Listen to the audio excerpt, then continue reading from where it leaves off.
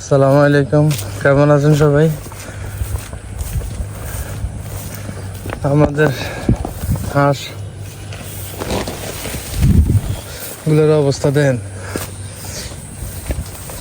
কি এক অবস্থা। এগুলো মনে হয় চোখেই দেখে না, মাঝে মাঝে আবার মাঝে মাঝে মনে হয় যেন একটু বেশি চোখে দেয়। এত বড় জায়গা দিছি হালাগারে হালারা, তারপরেও আবার জালের মধ্যে বাইরে, জালের থেকে দেখেন কত সেফটি দিছি। এদিক দিয়ে জাল দিয়া এরপরে আবার খুঁটি মেরে দিছি। এ পারবে যেভাবে তো বীজবা বাইরের সাইড দিয়ে করো, মনে হয় 30-40টা বাইরে জায়গা দিয়ে এই জালে এই মাটিগুলো সব খাইলে হালা। এ পর্যন্ত 3-4বার দিছি। কত বড় জায়গা, অথচ ওরা এদিকে ইয়ে করতে হবে।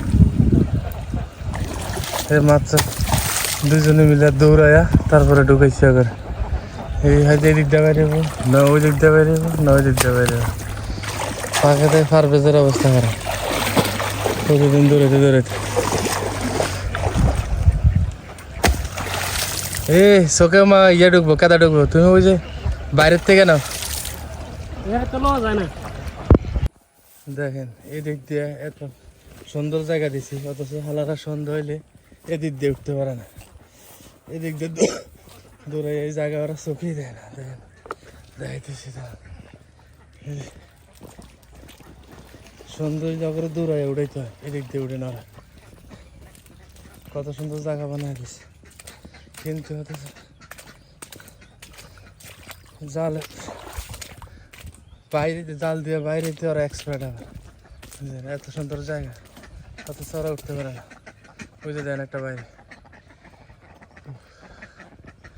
এত সুন্দর জায়গা দিয়ে উঠতে পারে না। দেন এই শুধু দিতে দৌড়াই করে উঠাইতে হয়। আর জালের বাইরে জাল দিয়ে বাইরেতে যে হালারা কেমনে যে বাইরে আল্লাহ কাপড় করতে, মানে ওই সময় ওরা কেমনে চোখে দেয় ছোট্ট জায়গা করতে ফেলে দিতে বাইরে।